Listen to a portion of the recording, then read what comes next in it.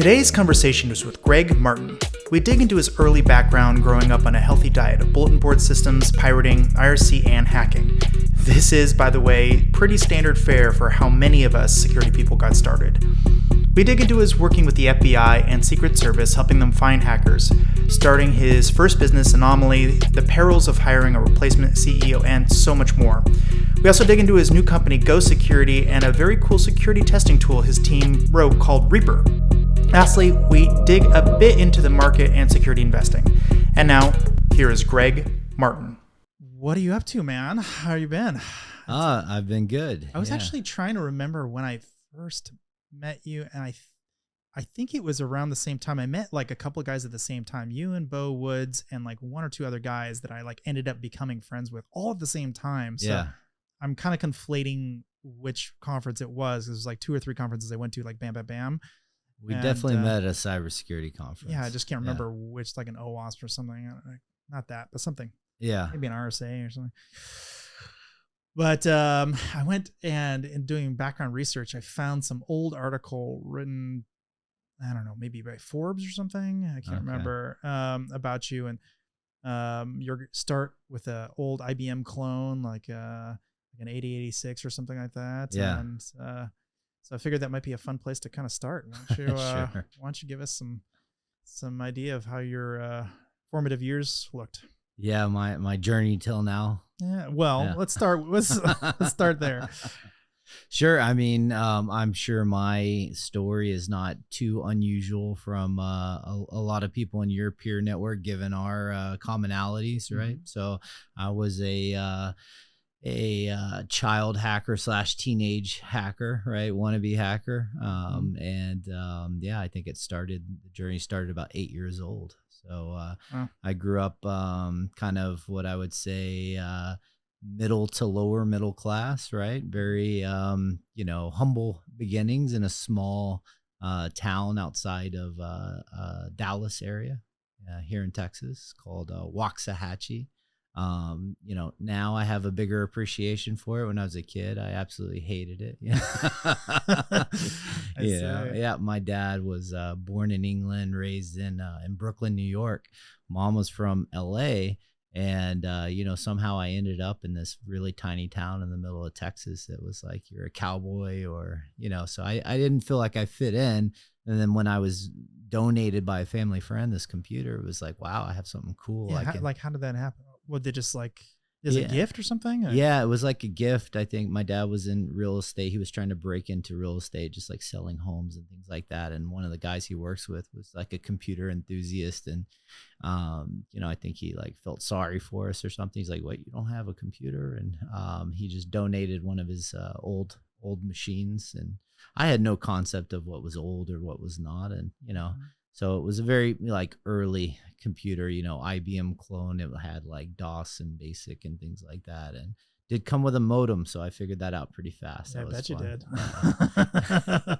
It's one of those things where it's like dad's computer, and then 8-year-old boy, like you just take it over, and all of a sudden, like I think when it started up, maybe a week later after he brought it home and said, "This is Greg's computer," and, I'd like changed all the everything, So, yeah, it's a lot of fun. Defaced it already, just defacing your own computer. Exactly.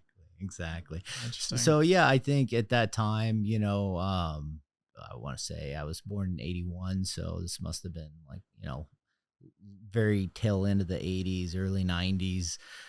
Anybody growing up there probably saw some of the similar movies at the time, right? There's Ferris Bueller's Day Off. There's what it was for you? War Games. I don't know. I think I was probably always a little bit of an edgy kid, and I wanted something to dig into. And this whole idea, I maybe saw a movie, maybe it was War Games. I don't remember, to be honest, but this whole idea of hacking looks like a cool thing. So I'm going to try to learn that, and just dove really super deep into the subculture of it from a very early age. Yeah. So how did you do that? Was it purely movies, or were you on bulletin board systems? Yeah. So good question. So it was basically like learn as much as you can. So it started off because it was kind of pre-internet with, I found out about BBS, and I was able to download like essentially text documents that talked about hacking. And I started learning that way. Then I found out about this 2600 publication. So I would buy those. And around that time, you started to get options to get dial-up internet. So I was able to get internet, and they had the first internet that I got, typical, it came on discs, or I don't know if I had CD-ROMs at the time, but it was the very earliest internet. You were either on AOL or you had like some kind of carbon copy version. I had some carbon copy version. I forget the name of it, Net something. And it had an IRC client built into it. So that was like unlocked this whole crazy world. Yeah. Where were you hanging out mostly? Do you remember? I was more of an FNet guy? Yeah. So all the bad places you can hang out there, I was on FNet and Undernet. So okay. Worst of both worlds. Yeah. So, I remember like not doing so high. I was, did well in school, but I just didn't really like show up and try. I was more showing up to like be there, tick the box, but like I was just whatever, computer, manual, that was everything. There was no classes for what I wanted to learn. No. So I was just like reading. I think I taught myself Linux when I was like 13 years old. I went and bought a bunch of it was like Slackware 1.0. And I think I wanted the book really badly because it came with a floppy disk that would allow me to have Linux.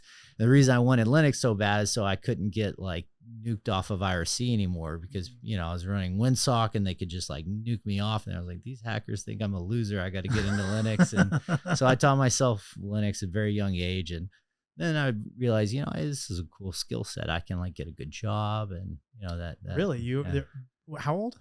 I think I started working, like in IT, like maybe 15. Wow. Wow.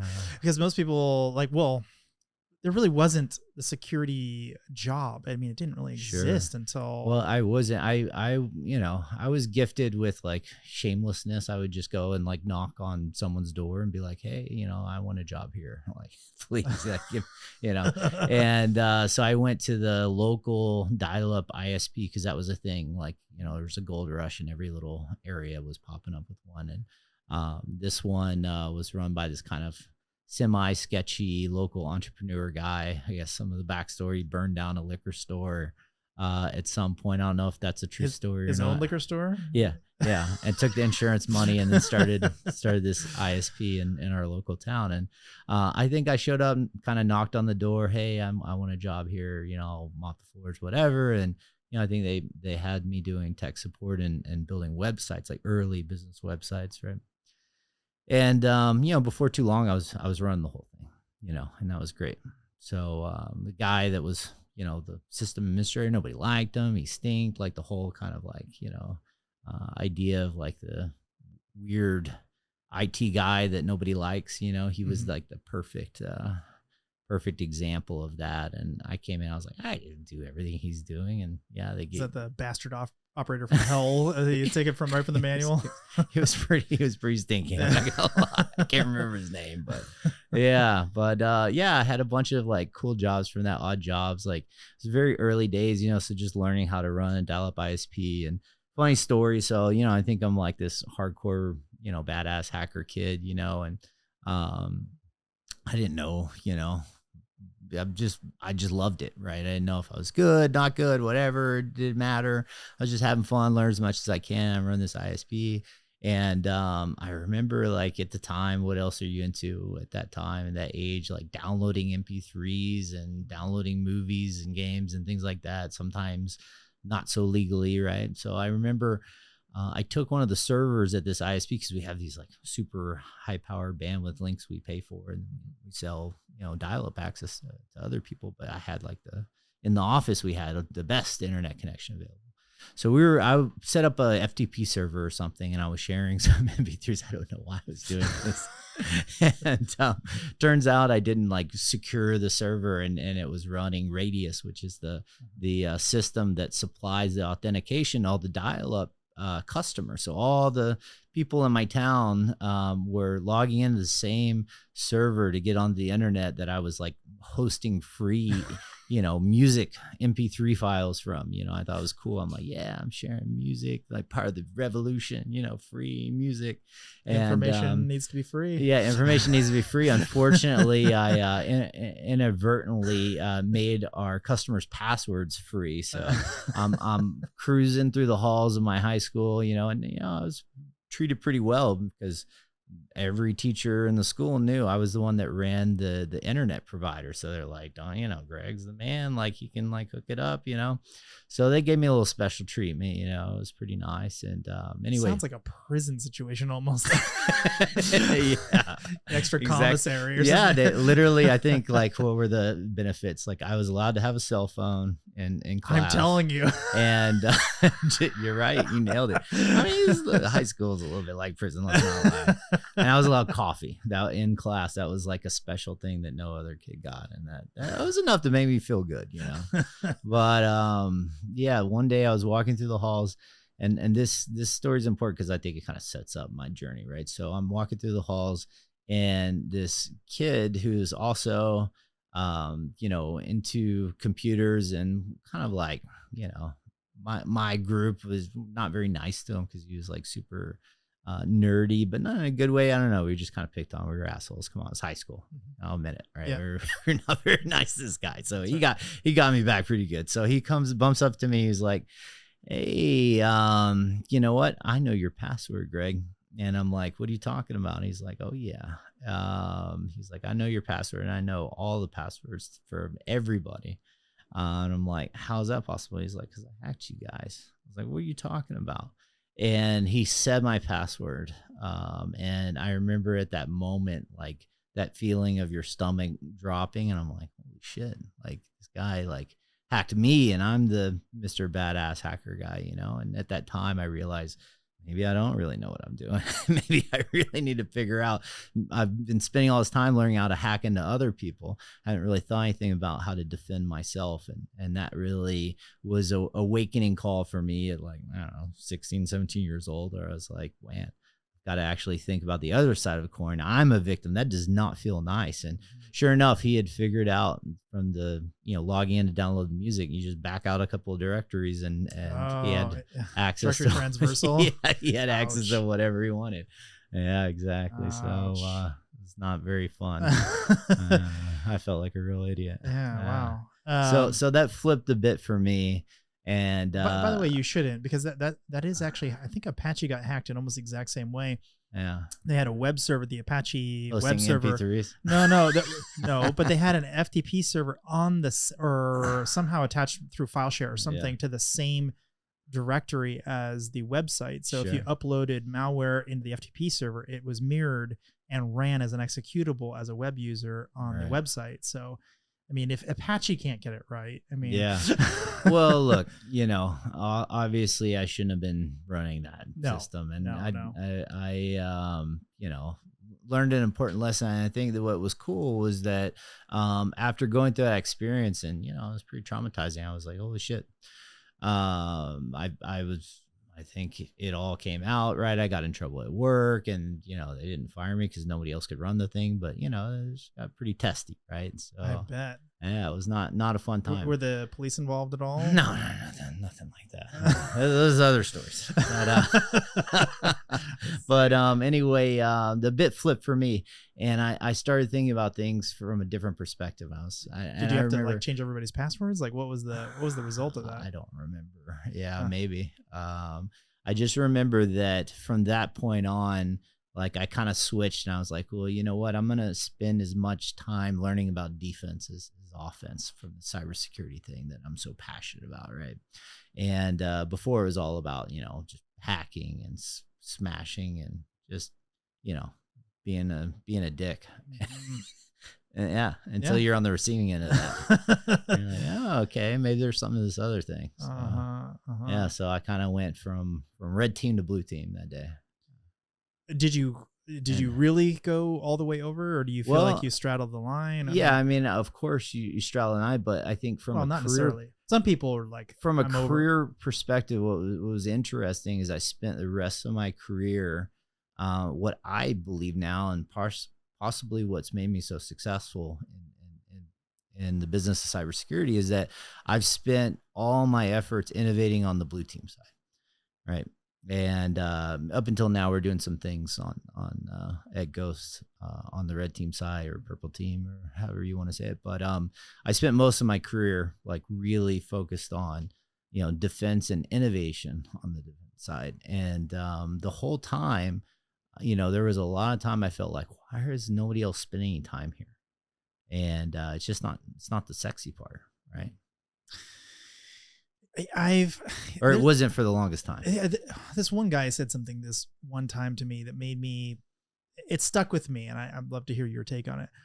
It was this off the cuff comment. He was kind of walking away when he was saying it, but he's like, blue team is a losing man's game. Yeah. He's like, with the implication of that, I can break into anything you want to stop me from breaking into. And sure. So what do you think about that? How's that strike you? Well, I think there's a lot of truth to that. It depends who's playing. So obviously, if you are Bank of America, you can't play the red team game and fight back. You have to play blue team. You have to invest in securing yourself. You have to do something. You can't do nothing. You can have this idea, and I've certainly gone through after being in this industry for almost 20 years now. Thinking hopelessness, like, no matter what we do, we're never going to solve this problem, right? Maybe we make it a little harder for them and then they catch up, and it's just like this endless game of cat and mouse and all of that. So anyway, I think that there's a lot of truth to that. If you're the United States and it's us versus China, then yeah, I definitely think the best offense wins, and you should play offense instead of defense. Gotcha. But you can not do anything. You can't just leave the castle unguarded. Yeah, I think so too. I think he was more as a personal profession. He's like, why would I want to be on the team that's always losing? I'd rather be on the red team where I'm always winning. Yeah, but that was kind of the attitude that I saw a lot of people in our industry take, because of course it sounds a lot cooler to be like, I'm the guy that hacks everything and creates all the new hacks and what you do. But the thing is, you have to be able to have defense, right? And somebody's got to pick that job. That's right. So I picked it. Yeah. I think there's more money to be made as a blue teamer, to be honest. Even the best red teamers I know some of them are just barely scraping by, but they're amazing, Sure. like really awesome, talented people. But yeah. And I've met some of them. They don't look like they're doing so good to me. Yeah. Some legendary guys. Yeah, that's what I'm saying. Yeah. Okay, so you flip a switch. Now you're on the blue team side. What is the next phase of your? Because you're still like a pretty young guy. Very young. Yeah. I worked at a couple of startups. I tried to go to school. I tried to do the college things, because the whole conventional wisdom, you got to go to college, not be a failure in life. And how'd that go? It didn't go so well. Yeah, they didn't have any hacking or infosec at the time. So I took. What is that Rick and Morty quote? Something like college is not a place for smart people, or school is not a place for smart people. Well, yeah. I mean, don't want to get too deep diving on the whole university. I feel like that's been a really well debated topic now on the values of it. But, I think my general take on it is that it's not for everyone, and they need more options in the system. And I definitely have seen, as I've gotten older and had a lot of experiences, started a couple of companies, had hundreds of employees work for me, is that you need people that go through the system and get that kind of education where they're kind of set up to come in and just be a really strong individual contributor. Mm-hmm. But that's not necessarily the entrepreneur's journey, right? I think that that most schools and the entrepreneurial journey not necessarily taught in the classroom, and they don't really hit on those notes, right? Yeah, I forget, some entrepreneur somewhere, I can't remember who it was. Somebody pretty famous was basically like, I'll give $100,000 to students to not go to school and become an entrepreneur. Yeah. And fail. Sure. Because you learn so much more from the failures, and it's just trying to do it at all. 100%. And then the failure than you would ever learn in a theoretical setting like a school, which I think that's true in like many different ways. But like, I think probably the most important way for me, other than the obvious, would be you don't, like, you're learning like anthropology, you're learning history, you're learning, introductory in art and like just weird, like, Sure.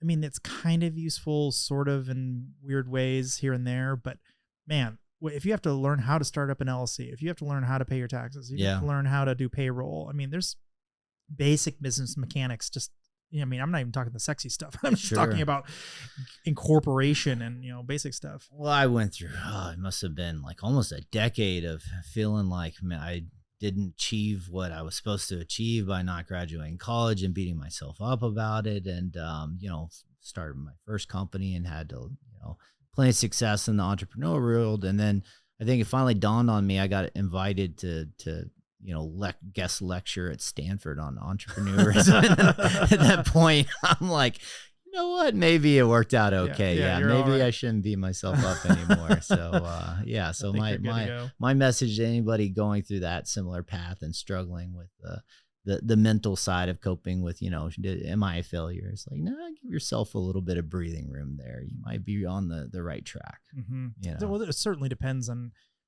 if they're the kind of person who plays video games all day. Entrepreneurship is not for you. You need this is definitely a self-starter sort of, like, if you're doing 20 things at once and you can't get your head on straight because you're like, so many things excite you about life. Yeah, maybe entrepreneurship could be okay, Well, that's the other thing. I think that there's also a problem that I'm seeing right now where it's too easy to start a company. And I think that we've kind of over glamorized the startup journey to a bit, where people are starting companies where they probably really shouldn't.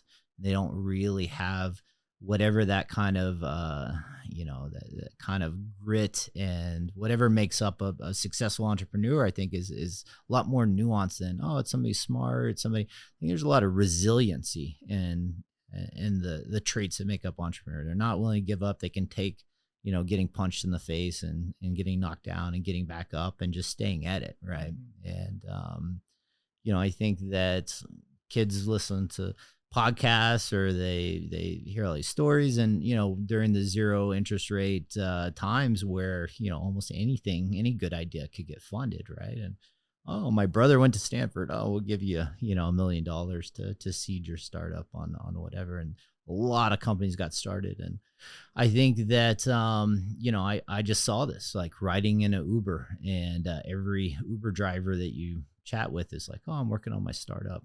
And, you want them to be successful. You want that to work. The back of your mind, you're like, this is actually a really hard road. And I hope they know what they're getting into, because it's certainly not the easy path. But, you and I have something similar. Well, I have many things in common, but one thing is that we both started Insecurity in the trenches, in IRC, like getting booted off of IRC, like you get hit in the face every day in IRC. That's a pretty rough place for a kid to kind of come up. And the thing about it is, if you don't know what you're talking about, people will call you out on it very quickly. And so you kind of get that, I wouldn't say fully inoculated, but you get a sense of, it doesn't matter as much. These people are mad at me. Like, I still know who I am. I know I'm not an idiot. Yes, I screwed up that one thing or whatever, but also I'm going to get better. I'm going to figure out how that thing works so I don't sound like an idiot next time I talk about it. Sure. Yeah. I mean, well, times are very different. They right? were. And certainly I don't, have any teenage kids, so I don't quite know what they're going through exactly right now, but I can imagine it's also very difficult in its own ways with Instagram and TikTok and all these things. But true. I think that, but that doesn't measure competency. Sure. Yeah. No, I think that, look, we grew up very lucky that, and I say we because we're about the same age and we obviously had success in the same industry, right, around the same times. We grew up at a certain age and we're passionate about something that turned out to be a really big thing. And I almost think it was like a born at the right time type of scenario. But now it's AI. And that's where there's always another thing. That's where I'm going. So I think, AI is going to be that for these kids' generation. And I'm not saying the ship has sailed. There's certainly plenty of room in cybersecurity for kids to break into it now. But they got to do the legwork. It's going to be hard, right? So, would you recommend it? Would I recommend it? Honestly, no. I would recommend people put all their efforts in AI right now. Ditto. Yeah. Ditto. I don't know that cybersecurity is going to be the same problem it is today and looked at as a career in the same way as it is today, because I do believe that AI will be so transformational that I think everything in this world, in this IT world, and the problem spaces around IT are going to fundamentally change forever and look completely different in 10 and 20 years. Interesting. I still think security is going to be a big deal. Oh, 100%. But it's going to look different. It's going to look different. It's going to look Sure. a lot different. So if you're starting something using old technology today, Yeah, even if it's a new idea, sure. that's going to be kind of rough on you, I think. Oh, yeah. There was this concept of a security operations center. I spent my career building them for big organizations.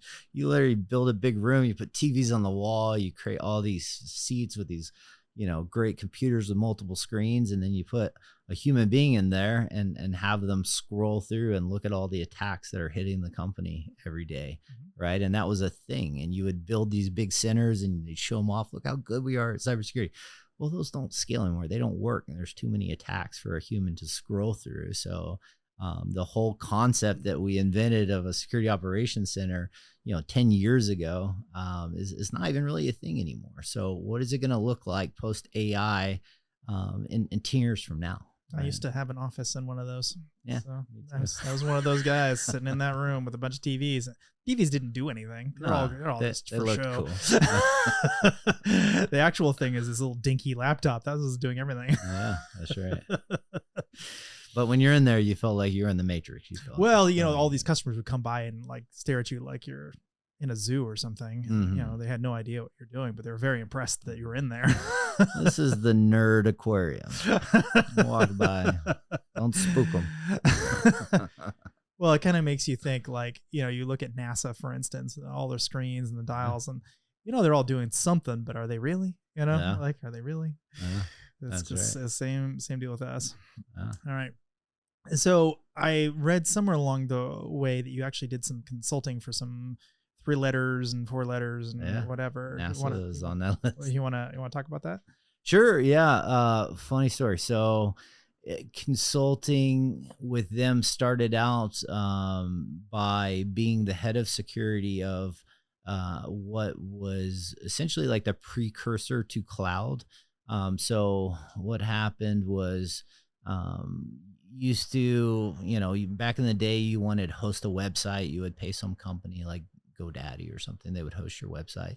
And then there became this demand for more customization and computing power and so on and so forth. And that kind of sparked this new industry. And a lot of it happened in Texas originally, which is really interesting. This is in kind of the late 90s, early 2000s. And the idea was this dedicated hosting. So instead of somebody managing these servers for you, we were going to put these computers, plug them into a high-speed internet connection in a data center and just set it on a rack, and you're going to log into it, Mr. Customer, wherever you are. You'll never meet us. We'll just, do this all electronically and transactionally. And that was called the dedicated server business. And that kind of popped up. Kind of pre-cloud. And it was essentially the precursor to the cloud. So I ended up, landing a job at one of these companies and kind of became their head of security. So what was really interesting was, when you offer somebody a very powerful computer with a very powerful internet connection at a very affordable price, and you could log in and use it from anywhere with complete anonymity, you never have to show up to complete your order. You just need a credit card and a name. Yeah, so there's all kinds of nefarious types of people that would maybe buy that service, right? And maybe not use it for a very legal intention. So anyways, we kind of figured this out because we started getting all these letters one day, and letters were from all kinds of different federal agencies, from you don't mean physical letters, do you? Well, yeah, emails, physical letters, facsimiles, all of the above. Yeah, exactly. Yeah, I mean, look, they were not too sophisticated, and I think that's why I became. You start getting faxes, you're in trouble. Yes, so and it was interesting. So they would come and I was the guy. They were like, oh, you need to meet the head of the director of cybersecurity, and then here comes this little kid, me.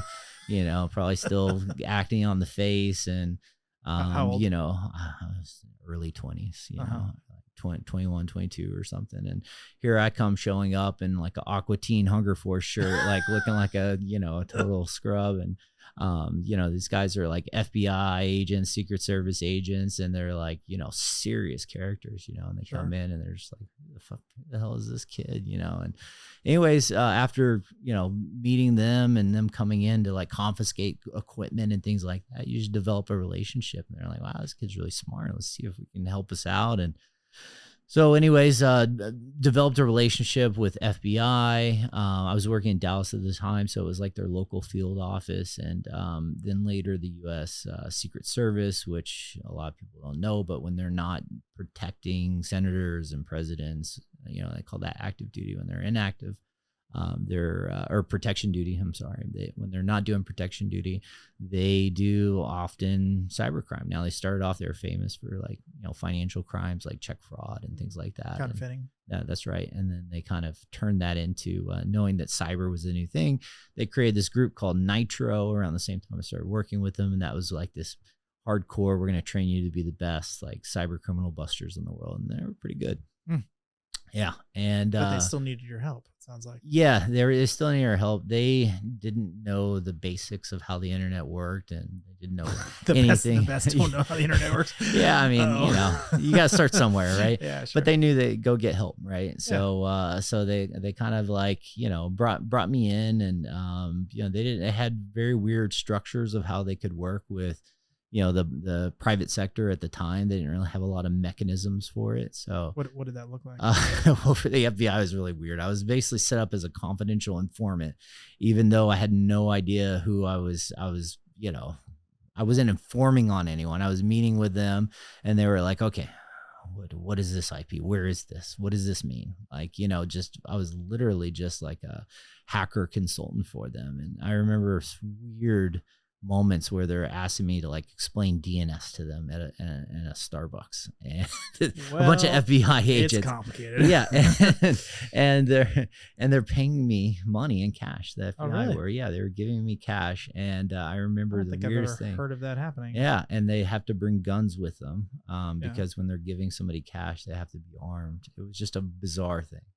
And yeah, so the FBI guys, I kind of phased out over time working with them because like their culture is just really weird. They're very tight-lipped. It's very one way. Like, we're going to ask you to help us, but we're not going to tell you anything. And that's just kind of their culture internally. And they're just, it's not nice. It right? reduces. Yeah, they just treat everybody like a criminal, basically. And I'm like, hey, you know, who paid criminal? Whose side are you on? Yeah, they I kind of felt that way working with those guys. But the Secret Service had you never got friendly with them. I mean, of course I did. The main guy I was working with, I can't remember his name now. Tom something rather.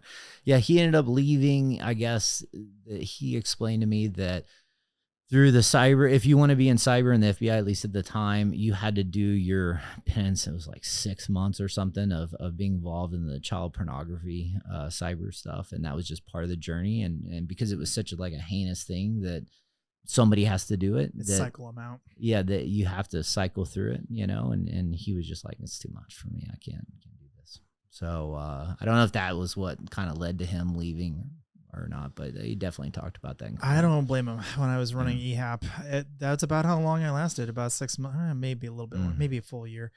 But there's certain things you just cannot unsee. And you're like, oh my God, that's just burning my soul, right? Well, luckily, AI is going to automate that stuff for us now, I think. Yeah, maybe. Hopefully. Maybe. Yeah, but God bless people that do that work. I mean, that's terrible stuff, and somebody's got to deal with it. For sure. But pivoting Secret Service, those guys were awesome. I put all my eggs in that basket, and I had a lot of fun with those guys. What did that? Was it similar sort of situation? They just need more help. They need to understand what DNS looks like, and yeah, pretty much. They're tools to run, that kind of thing. Yeah, they were busting this hacker kid. They brought me in to like help them with their arrest and be like the translator. So literally they arrested this kid and brought him in like a holding cell type environment, just sit with him for a couple hours and talk through. And they wanted me to be the hacker translator. So they just had no idea what he was talking about. Were you in the room with the kid? Oh yeah. Yeah. Wow. Yeah. And he turned out to be, the Australian kid. He was one of the most brilliant kids that I'd ever met. And I thought to myself, like, first of all, he was a little bit younger than me, but he is going to be like somebody who changes the world, and he needs to be kind of steered in the right direction. That was my take on it. And I was like, I must like know this kid because he's just so phenomenal. And to this day, I bumped into him for the first time in like 10 years at a conference in Vegas that was sponsored by the government, and he was in there, and he came up to me. He's like, Greg. And I looked at him for a while. He looked like the Justin Timberlake character from the Social Network movie. He had like curly hair. He was wearing a suit. He looked really sharp. And I'm looking at him like, who the hell are you? And then it dawned on me who he was. I was like, holy shit. And and he's running an amazing company now. His government's his biggest client, and he's doing phenomenal. So did he get it fully indicted, or was he get out of jail free card? No, they totally, he's Australian, so they threatened to deport him. And so he ended up having to work for the FBI. They put him through the grinder, through hell for a long, long time. But he came out okay, and he's got citizenship now, and he's running an awesome company and doing amazing. Huh. Wow. Yeah. What a cool story. Yeah. Yeah, I've heard that a number of times. The FBI will find a way to give you a job. Yeah, that's exactly what happened. And, they actually got mad at me because I became friends with them after that. And I was trying to mentor him. And I was just like, man, I got to do something with this case. Just absolutely brilliant. Genius. And anyway, they caught wind of that, and they got so pissed at me. Why? Why would they? Yeah, because he was like a, under investigation criminal, and I was like one of them, and I'm like befriending him on the side kind of deal while they're still in process. Yeah, but boy, it was compromising to them in some way or something. I don't think it is though, because what you really want is this kid to not commit crime anymore. Yeah, exactly. But they didn't get that. That seems odd. Yeah, maybe they thought he was going to corrupt me and turn me into a bad guy. Or something. Oh, maybe. Yeah, I don't know. Or hack you, or figure out their bigger plans or something. Who knows? Interesting. Yeah, they were good guys. So I like the Secret Service guys. They had cool mentality, better culture, and they do good work. Interesting. So what was next for you in the career path? I ended up getting recruited by the NSA. That didn't work out. Why is that? I failed the polygraph for drug use, for smoking marijuana. Interesting. Yeah, smoking pot. Why didn't you just tell them the truth? Well, that's what happened. I told them the truth. Oh, that is. Yeah. So what happened is, the deepest clearance. So it was for pretty deep, offensive hacking group in NSA, and I basically got the job. They give you, it's called a conditional job offer, and it's only conditional on you passing getting your security clearance. So when they were flying me back for the security clearance, I had just done this, what's called 10-year background investigation, where you just go in and state every time you've done anything illegal. So I'm just like, from the time I was, 18 to now, I've done all these drugs, and I'm not going to specifically say which ones or where, because, I don't remember. There's been plenty of times where I had fun. So anyway, here you go. And I put it all in there. But the deal was, like, at the time, they were super strict on just blanket government policy. You can't use any illegal substances 1 year before application or what have you, for starting the job. So anyway, I didn't remember because I was not really using drugs at the time. I just, I don't know, went through a phase of my life where I was just like, I don't like smoking pot anymore. And so I show up, and I'm getting ready to get wired up to do the poly, and the investigator's like, okay, so I've got your 10-year here, all good. Last year, is there anything you forgot to mention on here? And I'm just thinking about it. And I'm like, oh shit, you know what? There was this one time, it was about, this day I smoked pot, and I was just like, I don't know what I was thinking. I was just trying to be like fully honest, not realizing that there'd be a consequence. And the guy was just like, Greg, you can't tell me this. Like, what? I'm like, why not? You told me to be honest. I'm being honest here. He's like, well, it doesn't matter if you're a senator or janitor at the government. Like, this is our blanket policy, and we can't complete the process now. I was like, what are you talking about? And they're like, you have to wait until it's been a year, and you have to come back. And I was like, so we just come back and do the poly because it's only in a couple more months? And he's like, no. You got to start the whole process over. And I was like, oh, okay, so I got to re-interview and all this stuff. And they found me, by the way. So I just, one day I was getting off a plane, and I was like maybe 24 years old at the time. Just had a weird voicemail. So-and-so from the Defense Department, really interested in talking to you. Can you call me back? We have maybe a really cool opportunity for you. And turned out I was a recruiter from the NSA. And interesting story, this guy told me, he lived in Illinois and he had been in a car accident and, was in a wheelchair for the rest of his life. And he used to write code for the government. And now they give him this job that he just works from home and he finds hackers all day. And he's like, I love my job. I'm really good at it. Awesome. I'm like, that's kind of cool. Sounds like something from a movie. All right. Yeah. So out of curiosity, how do you feel about that policy? Do you think it's... They got rid of it. Yeah. I mean, it didn't. I remember the time, thinking, well, shit, how the hell are you going to hire the best hackers in the world if you're this strict about something stupid, smoking pot?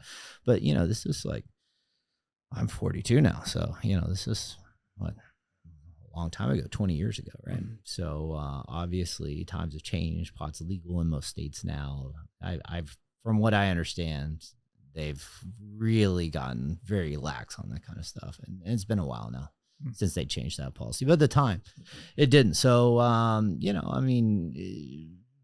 it's funny because I ended up taking this job right after that because it was this job called Arite, this little startup in California. Yeah. So I ended up saying, well, okay, well, that didn't work out. So I guess I'm taking this Arite job. So I take the Arite job, and turns out what was the job? Building security operations centers. And guess who I was building for? Was it the U.S. federal government? Yeah. So no, they were our customer. That was I didn't get to unfortunately go back and work for NSA, but we sold a lot of stuff, boatloads of software to them. I was on the private sector side. I did big banks. What time frame was this approximately?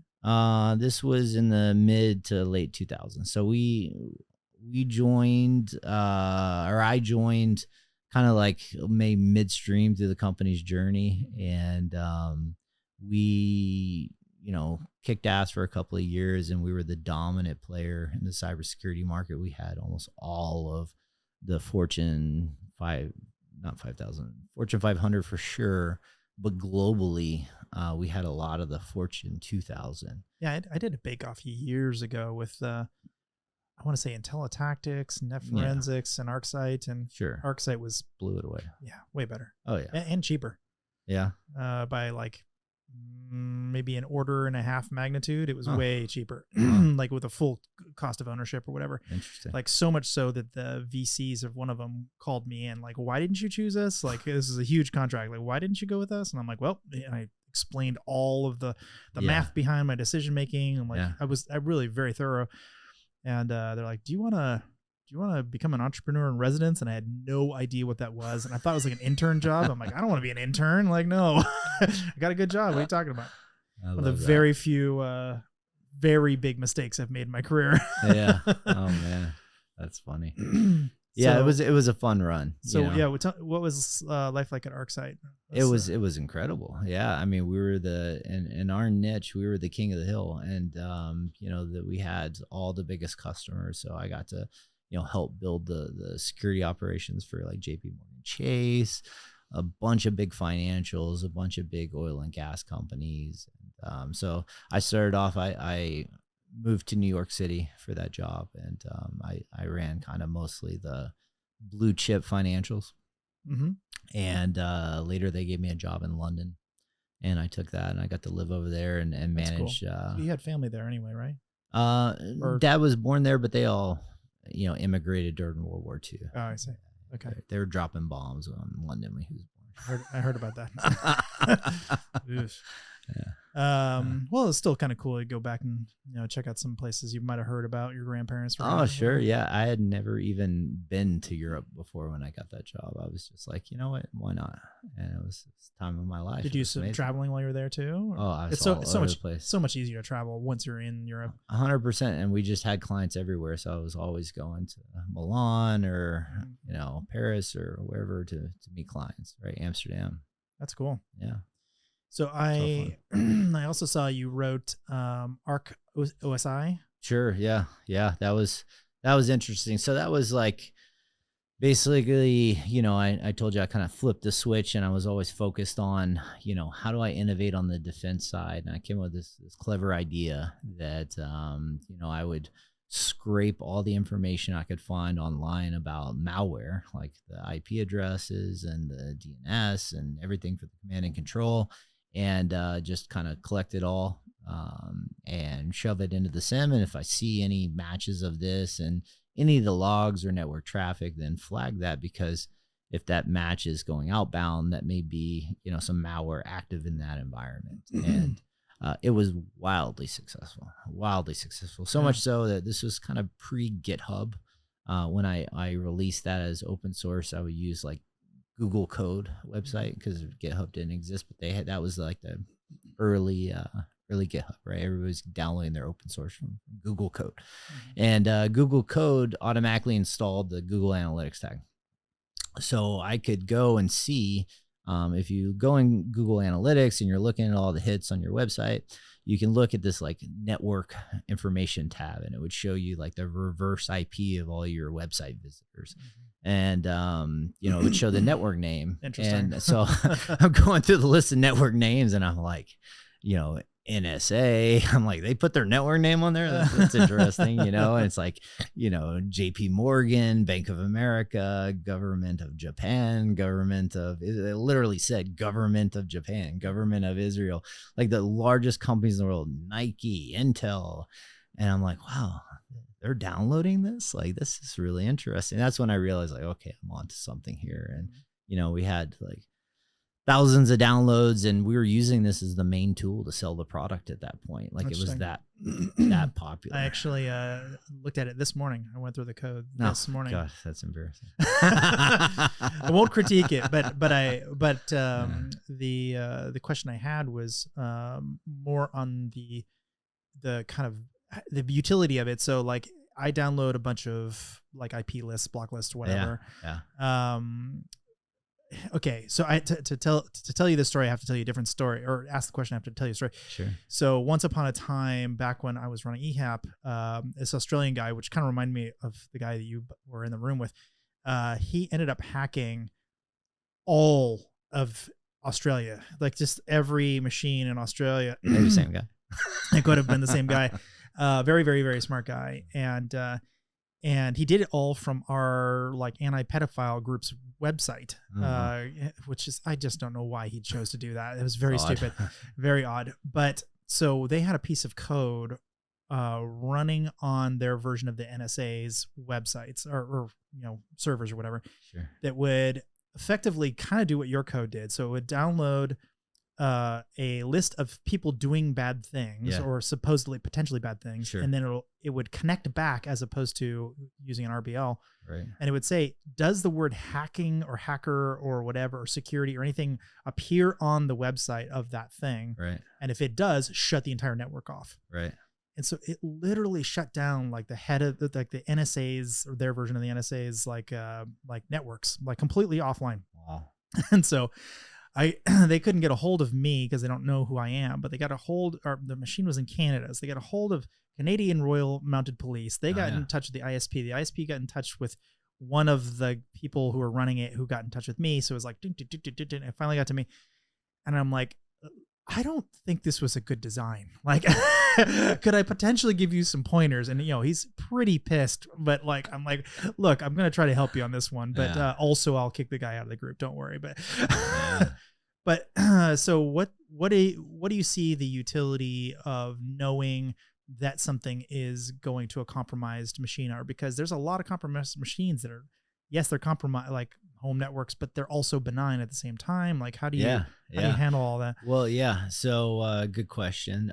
At the time, it was just incredibly effective. A lot of, traditional networks had their antivirus and they assumed that they had rooted all that out, and you're just not aware of what you're not aware of. So it was just give a whole new way of giving visibility of, am I compromised or not, right?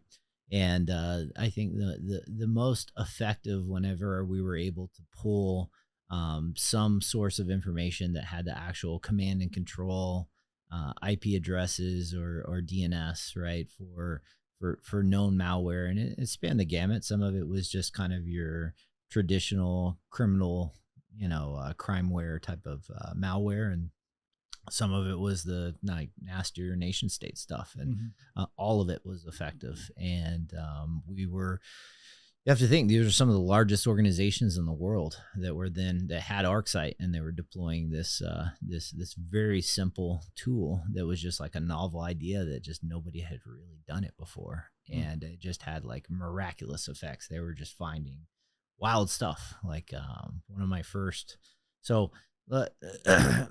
long story short, I took this. We got acquired by HP. And I started my first company on the same topic. That was ThreatStream. It's now called Anomali, and they're still going. They're one of the leaders. So ThreatStream got rebranded. Is that the? That's right. Okay.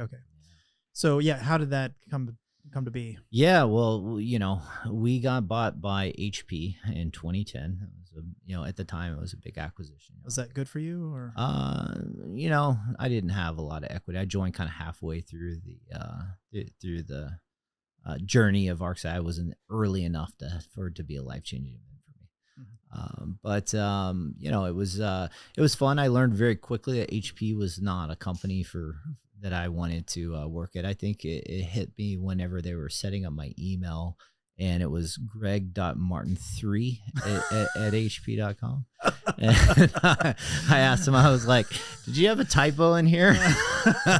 They're like, no, you are number 3.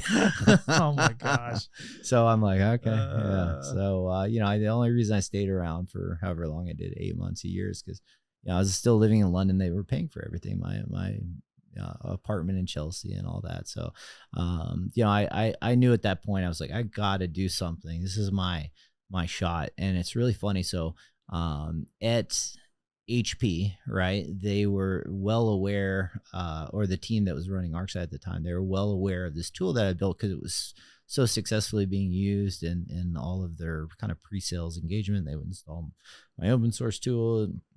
And one day I got a call from his team internally, and they're like, we're going to need you to take it off Google code. I was like, what are you talking about?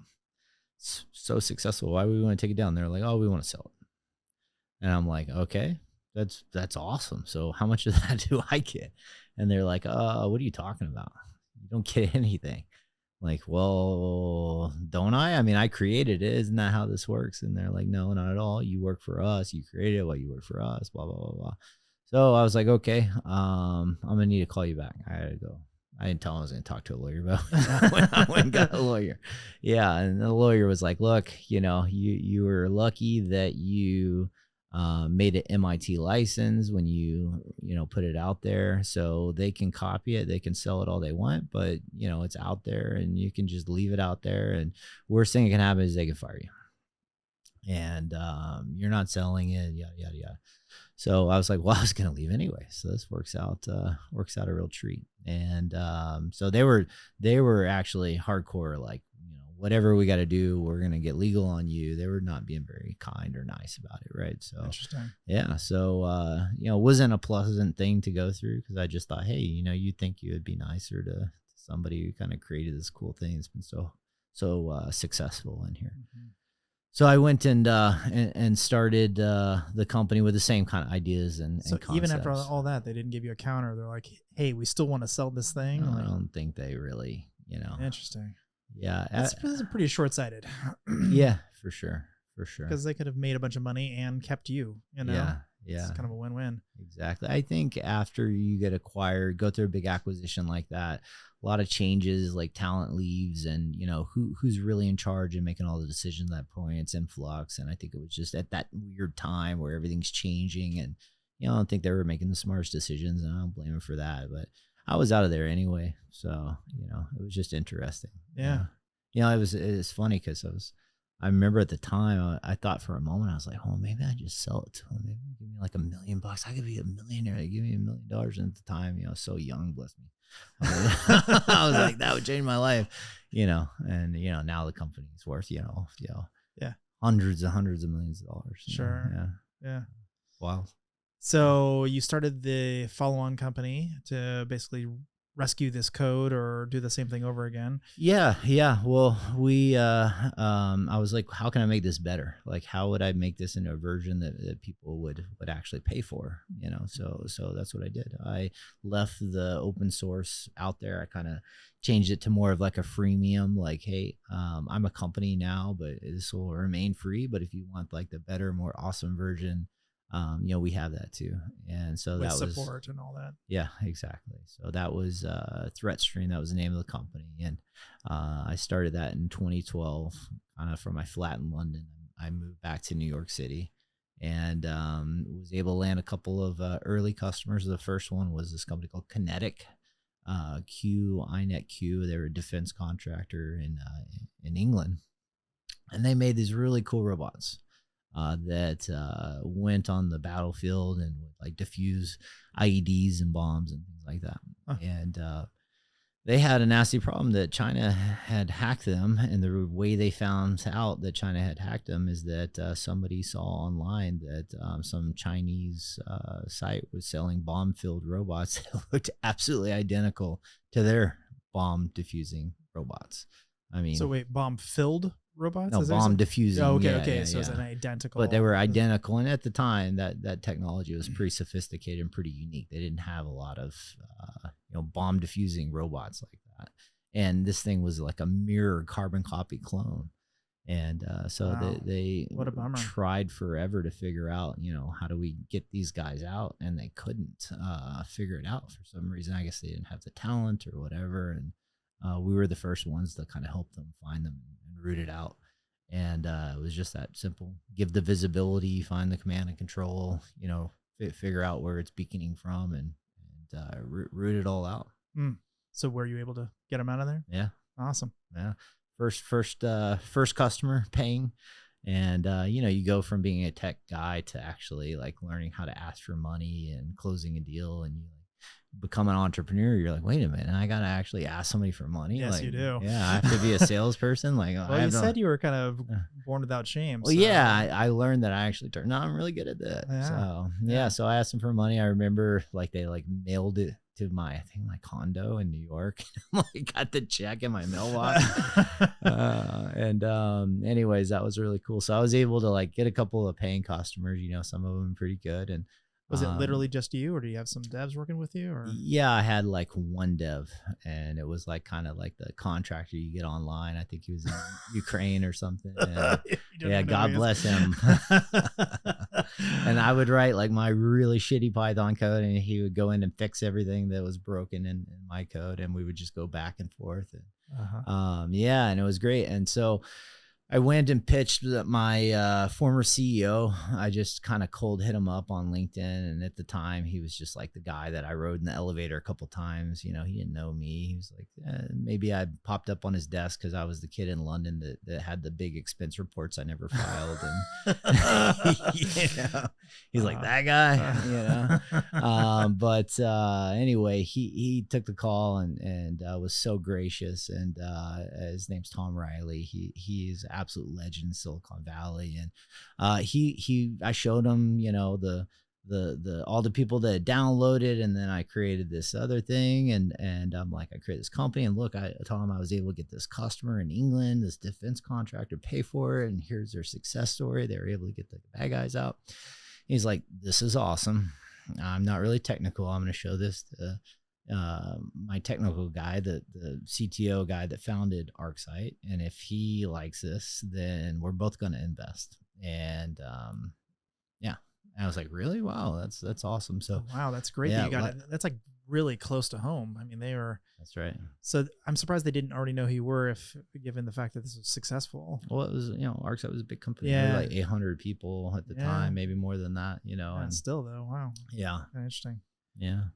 So, okay. So they were your first 2 investors. Is that what I'm hearing? Yeah, they were my first 2 investors, and they both joined the board, and they flew me, down to San Francisco. I think Tom had me like sleep on his boat. He's like, oh, you don't have to pay for a hotel room, sleep on my boat. I'm like, oh, that's nice. So he had a boat down in the marina at the time. I think I slept on the boat, and met him downtown at some office, and they were just like really just vetting me out. They were like, who are you? What's your life story? Like, where'd you go to college? I'm like, oh shit. And I was just honest and just told them my whole story. And they were like, all right, well, you know what? We're each going to write you a check for $250,000. You better not fuck this up. And the one rule is you have to move here. And I was like, I do not want to move. Why? Because I was loving New York and I liked my life there. Why did they want you there? They wanted me in the Bay Area, I think, just to kind of like keep me under their nose. But also, I think at the time, the mentality was that if you're in Silicon Valley, things are just going to happen for you and that you just can't do it anywhere else. Yeah, at the time, that might have been sort of true. It 100% was. You were not, at the time, you were not really getting funded. Yeah. Unless you were in the Bay Area. That's true. I mean, that's changed. Especially in Austin, like, not that you were coming from Austin, but but in Austin, like around that time, you really weren't getting funded unless it was Austin Ventures, and they were the big guys, and they were only funding a handful of projects at a time. So. Right. Yeah. This is 2012, 2013. So I packed up everything. I had to buy like a used car and a little SUV. I think it was called a Honda Escape. And I escaped New York and drove cross country. There's a movie about that. That's right. I drove cross country, and I remember I stopped. I think I was like meeting with Wells Fargo or somebody. I went to like a couple of like company meetings on the way to like pitch them my company, like to sell to them. And I remember I would like on the drive, and I remember I'd like put on a suit in the parking lot and have like my car with all this junk on the top, and like all your girlfriend and the dog in the car waiting on me. And I go in my suit, show up like I just flew in the plane, and like giving the pitch, it was good times. But that make it. Was that useful at all? Did you actually get any clients from that? 100% was useful. Really? Oh yeah. 100% crushed it. Yeah. I had a lot of stories like that actually. Wow. But, I just like, I knew this was my moment. Like I could not screw this up, and I put everything into it. And, they said, hey, move to the Bay Area, and no question. I was like, I will do whatever it takes. And I did. I moved to the Bay Area, and they said everything would go off like a rocket ship. I did not believe them. I moved to the Bay Area, and it went off like a rocket ship. Were they useful, out of curiosity, other than money? Did they give you introductions or anything? Incredible. Yeah, incredible. And so they were smart money. And in fact, Tom had at the time, he took a chance on me, but he turned out to be a lifelong mentor to me, and he's backed all my companies since. We're great friends now. He was instrumental in my own personal success. I learned so much from him, and the art of venture capital, raising money, running a company, everything. I owe so much to Tom. He's been incredible to just give his time and wisdom, and he's just got an amazing human being that is just so generous with his own time, and he's just been a force in my life and a huge inspiration. I've learned so much from him, so I'm very grateful and thankful for Tom. I then now try to pay it back, and I coach and help a lot of young entrepreneurs, and try to be their Tom. Right? Yeah, I actually knew that about you. Some side conversations about you around the neighborhood. So, Sure. No, it's really. I mean, you'd be surprised how it kind of gets around. How people are like, oh yeah, he's actually like trying to help out and stuff. So, the word's out about you, my friend. Yeah, I mean, look, you don't really do it for that necessarily. You realize that it feels good, and a lot of times you can be thankless, and maybe like even 10 years down the road, somebody will tell you a cool story and you don't remember anything about it. And they're like, that really helped me out when this situation happened or whatnot. Excuse me. But yeah, it's been really rewarding. So moved to the Bay Area and it took off like a rocket ship. Yeah, I think within a month of landing there, Google Ventures ended up leading our first Really? VC round, and that Interesting. was crazy. My life changed on in that moment. So you were also working on honeypots at the same time, or is that Yeah, sort of a side project? Or yeah, that was like a funny, completely unrelated side project. I came up with this idea. I'll tell you the story actually. It's actually a good story. There was a company. The threat intel space was very crowded, very fast, right? And it was funny. The reason we changed our name to Anomali is that there was like 4 to 10 different companies at the time, at any given moment that had threat in the name. So their biggest competitor was Threat Connect. There was like Threat Quotient. There was Threat Grid. There was Threat Everything. And so it just got so confusing to the customers. I'd be on a call and they're like, wait, which threat company is this? It was so funny. And then there was the meme Threat Butt that came out. And that was just the icing on the cake. That's hilarious, by the way. Yeah. Hilarious. I love whoever did that. That guy's a legend. Thank you for that. I'm pretty sure I have a Threat Butt pin somewhere. Oh, it's amazing. It's so timely. So timely and amazing. So there was a company at the time that had Viking hats called Norse. And I just had this weird sneaking suspicion that they were just a bullshit company. Well, turns out they were, and they completely folded because of that. But they essentially were just running like run-of-the-mill, off-the-shelf honeypot systems, and they were like powering this this map showing all the live attacks on the internet. They were telling their customers that they had built this like wild, sophisticated sensor network, and it was super secretive, and they couldn't tell you how it worked. But look at this image and how impressive that is. And at the time, it was really cool. Nobody had seen anything like it. And the company was really maps. Yeah. But I had this question, being the inquisitive guy that I was, and I was never like down on you. Like I was never a hater. That's not my DNA, right? But when I see somebody like purposely, like maybe snake oil is not the right word, but they're like why? Yeah, they're not being completely honest about what they're positioning to you, and that struck me the wrong way. So the way I decided to handle it was, hey, these guys are right down the street. I'm in Redwood City. They're in San Mateo. I'm just gonna go over there and strike up a conversation. Maybe we can be partners. They were terrified of me. They literally heard I was coming to the office. Both the founders left. They had me meet with this business development person. They left the office because they didn't want to talk to me for whatever reason. Like this all kind of came out through like back channel and everything. But they were apparently the CTO was just like this super paranoid guy.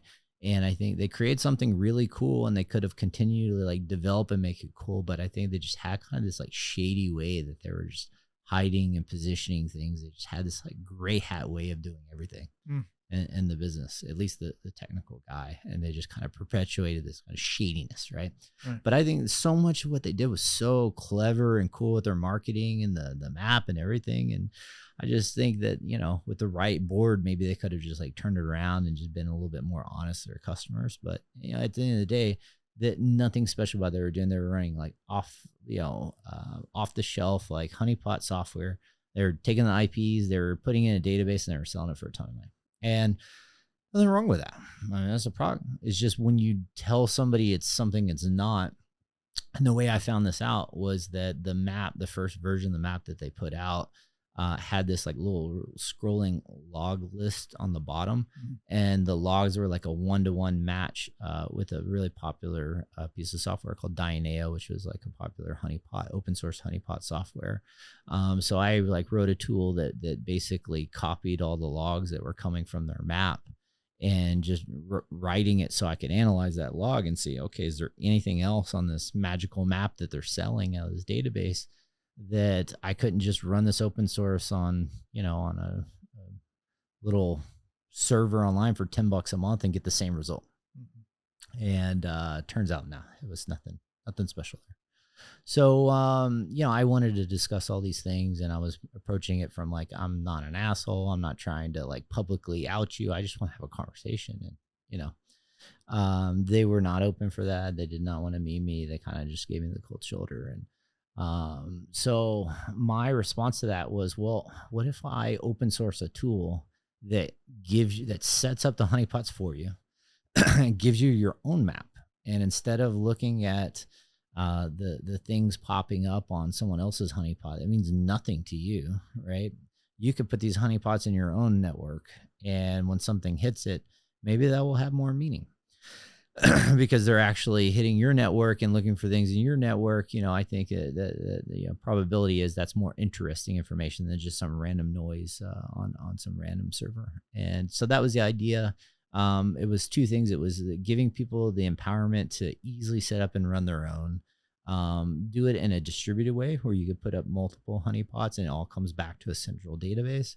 And then I think what made the project really popular is that we gave them the map, the same map that Norse had.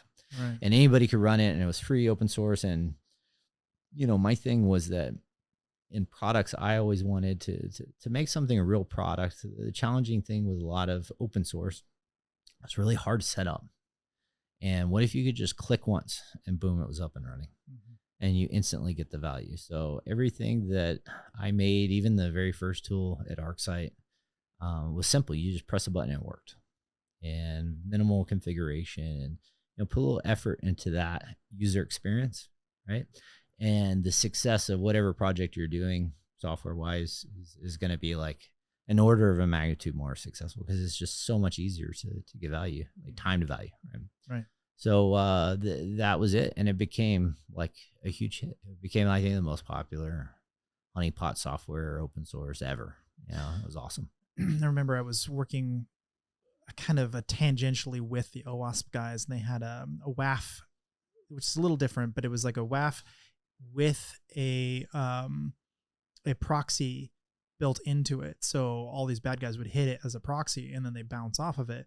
So they were actually being used for attacks, but they're seeing both the origin and what the attack is. And so they get to kind of correlate and do interesting stuff. I just remember just looking at this. There's like no good guys at all on this thing. Like no, It's all bad traffic as opposed to, I don't know, hard to explain if you're not super familiar with web logs, but it's like attack, like 100%. Yeah. And then occasionally there'd be somebody who's just trying to like browse porn or whatever, like, sure. So it's like, I got to get rid of the porn here. But I remember like, I don't know what exactly they were going to do with it. Like we had all the logs, but like, are you going to turn this into a product? Cause it didn't really make sense to be part of OWASP. Like, are you going to deliver these logs to somebody? Who are you going to give it to? Sure. Like, yeah, it's kind of a weird project. Yeah. I built something like that internally. Because when you're building cybersecurity software, sometimes you need traffic to test it out. And if it's bad traffic, even better. So we figured out if you built a web proxy, you publish that proxy on a list of free public proxies. And then I think we stitched it up to like a Tor exit node, so it would randomize the traffic as it was going out. And we just saw all kinds of crazy stuff. But it was basically just like a instant microscope into the internet by doing that. Yeah, it really is. And as long as you don't stop them from doing whatever bad thing they're going to do, they're going to keep using you because and reasonably performant, if it's reasonably quick. Uptime and performant, those two things, and everything else they don't give a crap about. Who cares if you're watching me steal a bunch of credit cards? Sure. You're not going to stop me, so great. Yeah. They're going through a VPN anyway. Yeah, exactly. Yeah, sometimes. Okay, so how was that? Like, did you exit that company? Like, how did that go? Yeah. Oh boy, that was a fun one. So it was a rocket ship of a company. So we were at the time, I think, one of the fastest growing startups. Period at the time of that year. We got to like 0 to 10 million ARR in I think a year, and 0 to what now? Flying 10 million ARR. So like in a startup, that's like a big hurdle. Deal. Yeah, that's a big hurdle, especially that quickly. Yeah, and I think it was we had built a user base with the open source, and so we were calling on those clients. And once you have a foot in the door, it's so much easier. Sure. And We already had a good product out there, and it was just like, okay, well, and you also want to make this better. Yeah, and also the offers support, because I'm sure they're like they just don't exactly. want to deal with support issues. Exactly. It's a big deal for enterprises. So it was a rocket ship. We, had this opportunity where one of the board members was retired, the founder of ArcSight. He basically was going to go work for another company at the time. We're like, should we, bring this guy in and really kind of blow up our profile as a company by having this like guy with this amazing track record come in the company? Yeah, it's an awesome idea. So I reached out to him. Do you want to come in? And he was like, well, Greg, I already did the CTO founder thing. I think maybe if I were to do that again, I'd want to be the CEO. So that kind of put me in like a very interesting decision-making process. Like, okay, this is my first company. Everything's going really well. But I want to have, kind of this mentality and open-mindedness that, it's about the company. It's not about me. I want to make the best decision for a long term for the success of the company.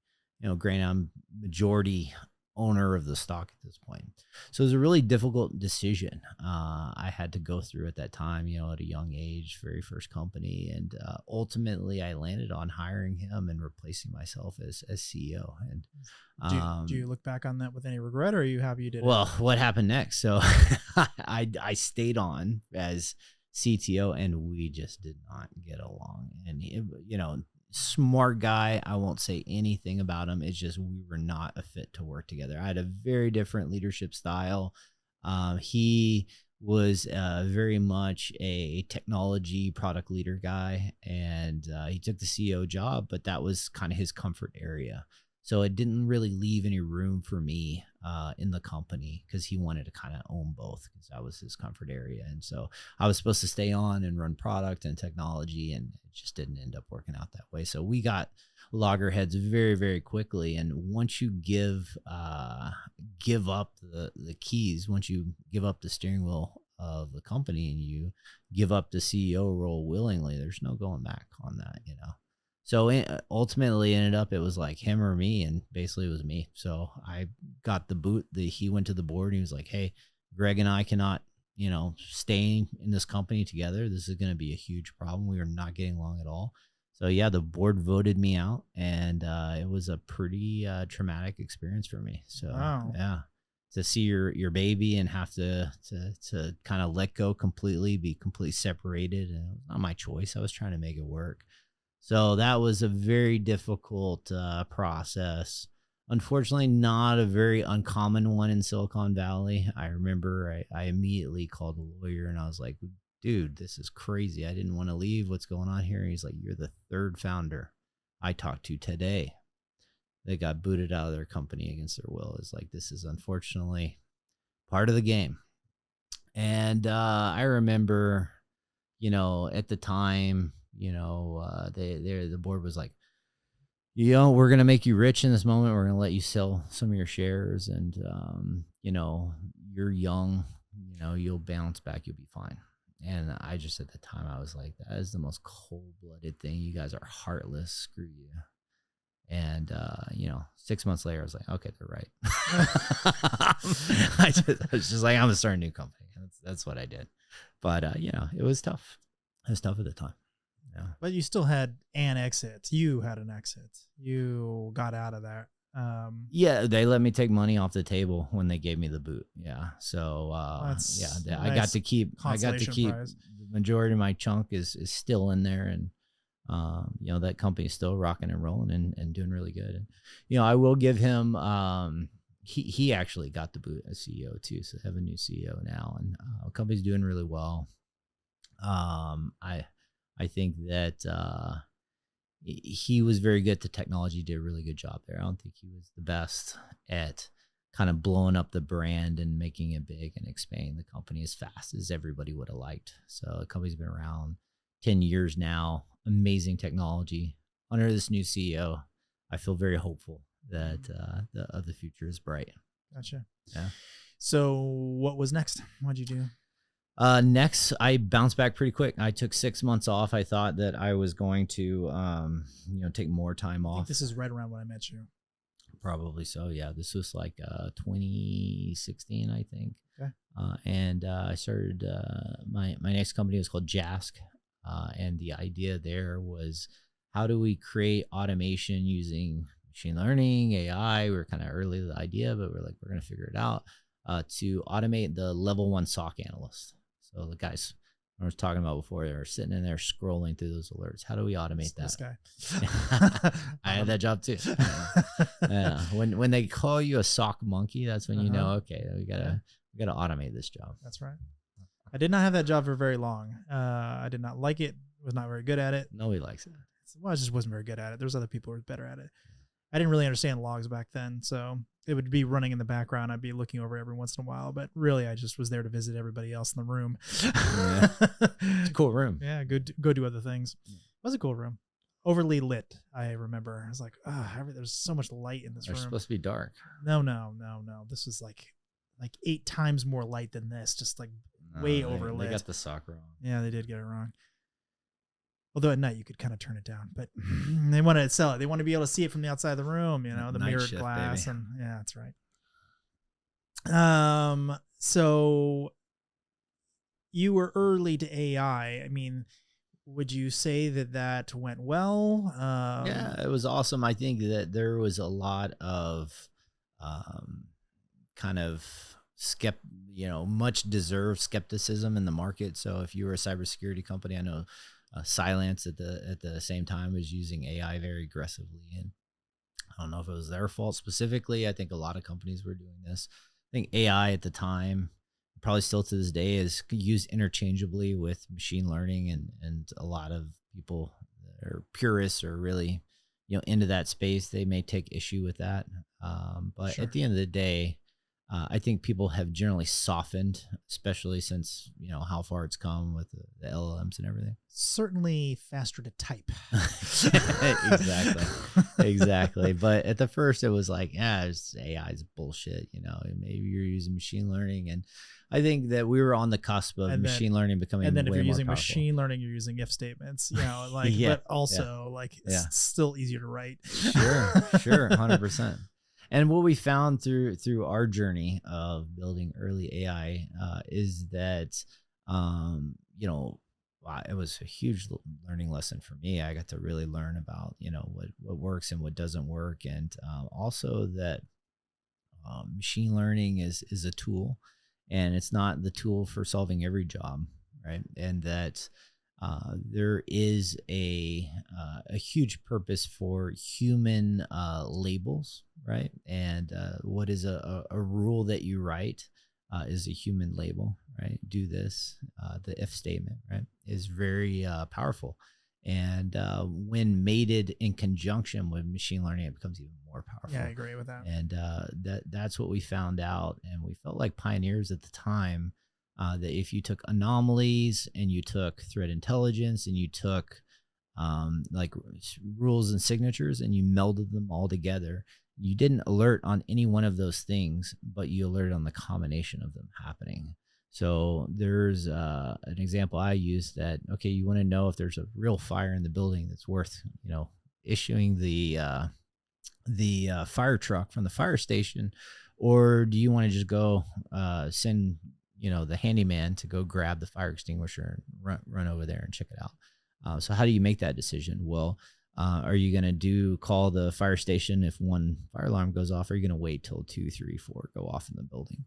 And that was essentially, a very general way to describe what's happening there. If you see a threat intel hit, if you see your real signature, sensors. Yeah, you fuse all those sensors together, and it becomes really powerful because each of those sensors is taking like a different view of what's going on, and it creates a richer story. And we found that a really powerful combination.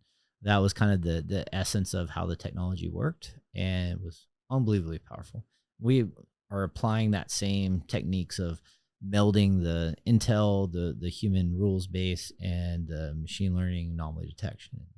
And our products at Ghost, because the concept is really powerful, right? And they're using that in a lot of different areas. They're even using those concepts in medicine, where they're using like multi-models and a fusion of human labeled rules and correlation with machine learning and anomaly detection and so on and so forth.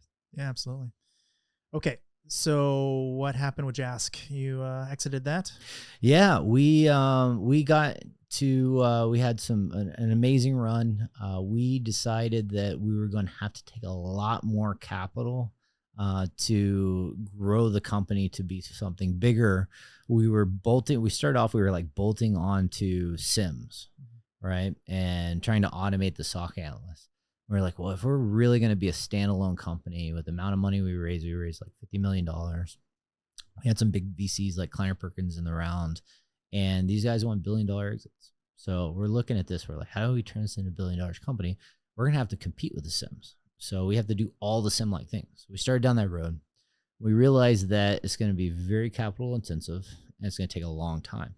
We have to do search and log and all the basic stuff.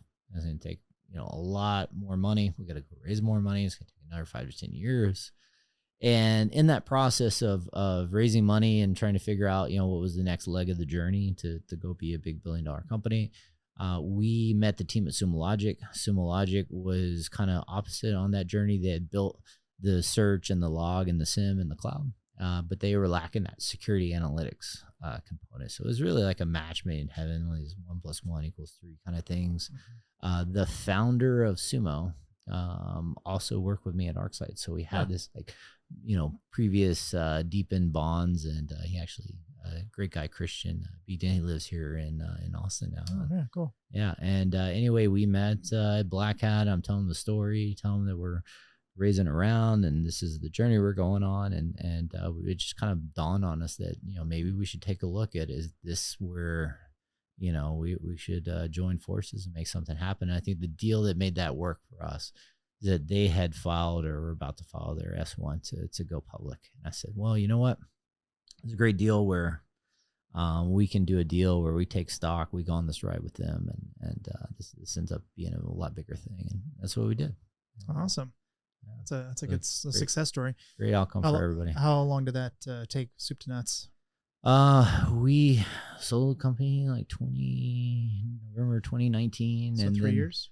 You mean when we started? Yeah. JAS? Yeah. Yeah, it was 2016 to 2019? Yeah. 3-4 years? It was about 3-4 years. Yeah, it was a fast one. That's a fast one. Yeah, no intention of it being fast. It just turned out that way. Yeah. Well, it's always nice. You're on to the next, right?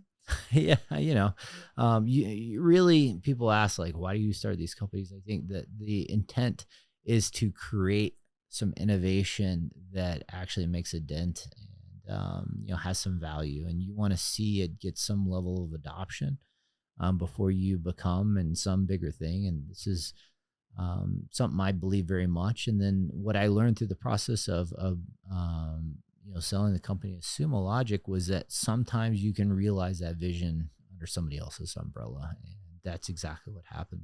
Once Sumo bought us, really the software took off like wildfire. We had Home Depot. We had some really big customers and big deals that we closed, and the team was very proud to have their software kind of be in the backbone of cybersecurity for such a large organization.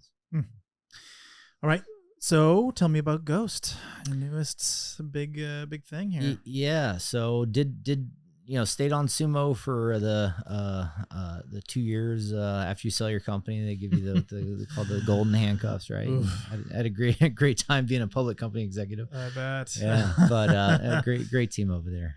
Nothing bad to say. They're great people. Yeah, but it's always it's tough. It's tough. They knew, and they gave me a lot of leeway. They knew I was an entrepreneur, and they knew once the two years were out the door, so they were very gracious with me. Right. Yeah, very gracious with me. And anyway, so I was just itching to do something else. We looked at what is going to be a big problem, not today, but like for the next 10 years, 20 years, what's a big meaty problem to attack. And we were looking primarily only at cloud because that's where the hockey puck is moving. And in a way, cloud has really simplified the cybersecurity problem quite a bit, right? Because all of or the things that are in the cloud. Yeah, exactly. Right. So let's just assume everything's there. But the good thing about the cloud is that you have Google, you have Microsoft to do a lot of the security for you.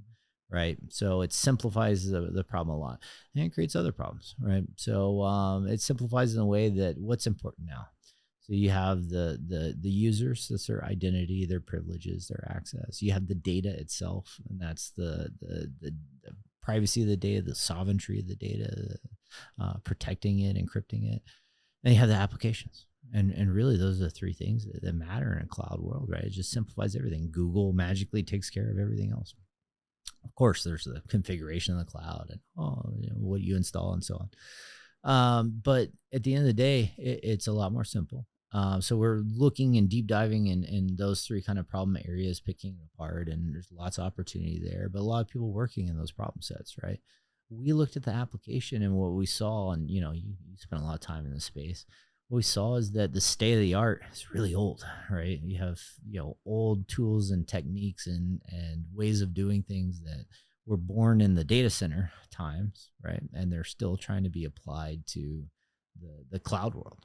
And, there's so much opportunity to kind of reboot that, kind of what happened with, old antivirus and got rebooted by the likes of CrowdStrike and SentinelOne and others. Yeah.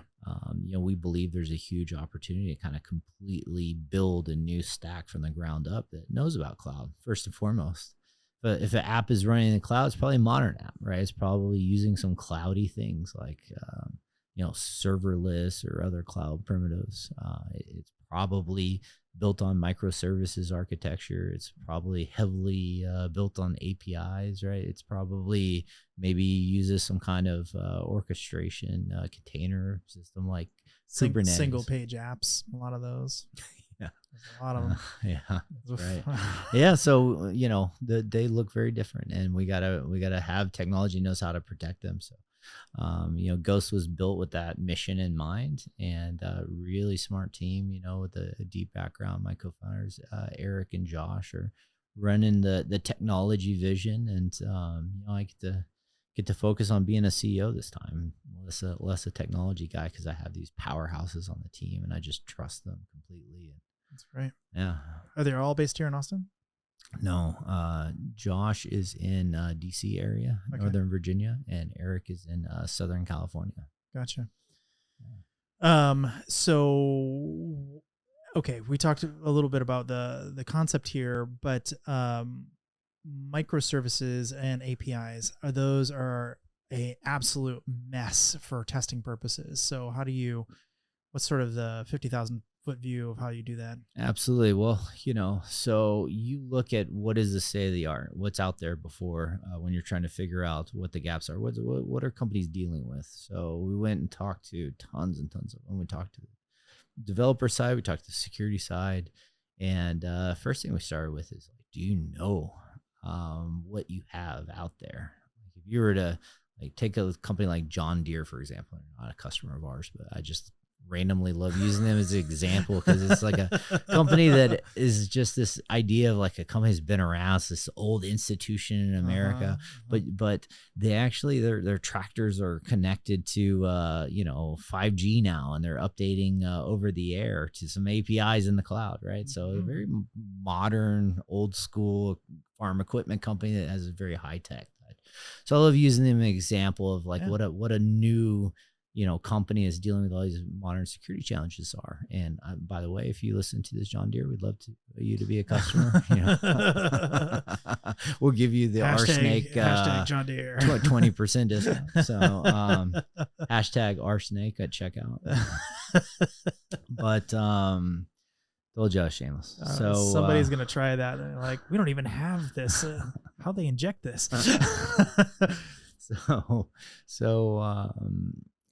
Yeah, really the idea is that I know you were joking, but can you really go to a website and check out? Is that easy? We don't have a checkout. You have an enterprise sales model. Yeah. We have all right. To present a token to your sales guy. Yeah, just drop RSnake in conversation. We'll give you a big discount. On my word. So yeah, I mean, these organizations, they're moving to the cloud. If everything they're doing that's new is definitely a cloud-based app, right? And what have these organizations used in the past? They've probably bought some web application firewalls from companies like Imperva. They probably have source code scanning that happens somewhere in their software development lifecycle. They may have some vulnerability testing tools like Tenable or Qualys that are running on that app when it's installed. That's mainly looking for like CVEs, right? Like checking the server banners. Is this a vulnerable piece of software? Like pretty old school stuff, right? Yeah. And that's the state of the art. So what do we think was our version for what's needed? And really, it's kind of more visibility. So being able to see into the application layer traffic in some instances, the cloud luckily gives you a bunch of tools and techniques to be able to get close to the data and create some of those visibility pipelines that you can start to do some detection, start to do some visibility awareness. So we start. So is this like SBOM? Is it that sort of visibility, or what do you? Yeah, what do you sure. I mean, we are not focused on that at Ghost, but that's certainly something that we can do. I wasn't sure what you meant. What do you mean by visibility? Yeah, visibility just into what the app sees, right? So the prior ways of doing it traditionally for threat detection was a web app firewall, and a web app firewall usually worked as a proxy or some type of inline thing that would look at each request and would filter using regex, looking for known bad things, and then it would try to like maybe stop it inline. The issues with that are where do I start? So being in line, you're a single point of failure. In kind of a web cloud scale app, it's just not a technology that's They don't even support it. Yeah, in a lot of cases they don't. So they have some real high performance ones that some of the CDN providers have some WAF-like features like Cloudflare that have done it at such a high performance that they can do that. But then you get into, okay, so how effective is this? So I'm blocking at the edge based on a regex or an IP, and you have just these massive false positives. You have all these problems with that model. And nothing wrong with a rule or a regex when you know what you're looking for. But you have to deal with the false positive problems because attackers are like, okay, well, this is what they're looking for. I'm just going to slightly change this a little bit, right? So how do you detect something that you don't know what to look for? So that's a whole nother problem set, right? So is it more on the protection side or more on the identifying vulnerabilities? So Ghost is really kind of like a next evolution of what is threat detection for apps running in the cloud without being in line, without having some of the same kind of fallacies of rudimentary WAF. So kind of think of this as like the next evolution of a WAF technology. A lot of people are like, oh, you guys API security? Yeah, yes and no. We think that there's this kind of broader emerging category right now in the cloud space that is just like cloud application, threat detection and response. So do you somehow hook the serverless compute, or? So we do not install into any of the app servers of the compute. Right now, we have two ways of deploying and getting our visibility to be able to both kind of do behavioral profiling for anomaly detection and also, looking for known stuff, which is kind of like a derivative of the regex style, as well as, any intelligence that we are able to glean through our network and our customers. And we kind of use all that in this multimodal approach to be able to find what is bad or anomalous and bubble that up to people. Yeah. So we do that by either connecting into your actual network stream, the application stream across the wire in its unencrypted form with the VPC mirroring in your cloud provider. So we actually get a copy of the traffic. This all happens and analyzed in the customer's environment, and allows them to see the application layer traffic and build a baseline of the APIs, the apps. What does normal look like? What does abnormal look like? And interesting. Yeah, and from there we can do some really cool things. Yeah, I bet. Yeah. And if you're running Kubernetes, then we then do have something that plugs in as a kernel level module essentially to Kubernetes that gives that visibility. Cool. Yeah. So I also saw you published maybe a couple months back something called Reaper. Yeah. This is So pretty cool. I have a weird habit apparently of creating open source projects that have nothing to do with our product. Yeah, I mean, it really doesn't sound like it has anything to do with it. This is the second time I've done this. But it's pretty complicated. I mean, this must have taken some time. And this one wasn't my idea. This was really smart engineer in our company that really created this cool tool internally, really, I think, just to kind of help him testing. And essentially it's like a newer version of a dynamic application security testing tool, like a burp suite. I was going to say, it reminds me of Burp Suite if I could run multiple instances of Burp Suite at the same time. Yeah. If that makes sense. Like if I could wire them somehow up to communicate to each other. Yeah. Like I want to run this type of attack, then this type of attack, then this type of attack. Then I want to check if this thing is true or not, then do something else. Yeah. The tool is called Reaper. It's on GitHub, a free open source. It's super cool. And, we'll probably put some more effort and love into it. We're hoping the community will as well. But what's it written in? I'm curious. It's Go. So it's like very modern and it's, an easy tool to use. It's not like a 10-year-old Java blob of annoyingness. Right. And it's sweet, to the point, very effective. And, you can just automate fuzzing things and click of a button. It's pretty cool. Yeah. I mean, low code, no code, fully automated. Right. I mean, one of my biggest beefs back when I was doing testing was you could never tell if you're logged in or not. So you'd have to do a bunch of extra work just to like try to detect it. And like, it just never worked. I ended up having to code my own thing on the side of Burp all the time, just to do basic checks to make sure I was still logged in with the credential that it was using or whatever. And then if it failed, then please let me know and I'll stop Burp Suite or whatever. It seems like it fully I wouldn't automate because you still have to use some human intervention, but it fully routinizes the process of doing these, what I would call like the boring checks that need to be done to get the interesting tests done.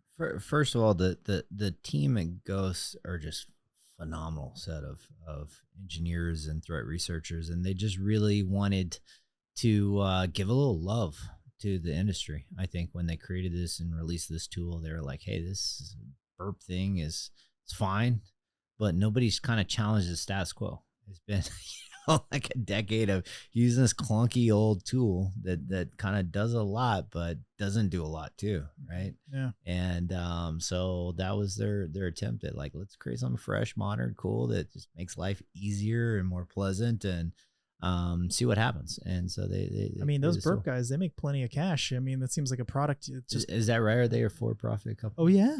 I don't know. Oh yeah, they're actually pretty big. There's only a handful of companies out there that are selling kind of similar-ish tools, and they're doing pretty well.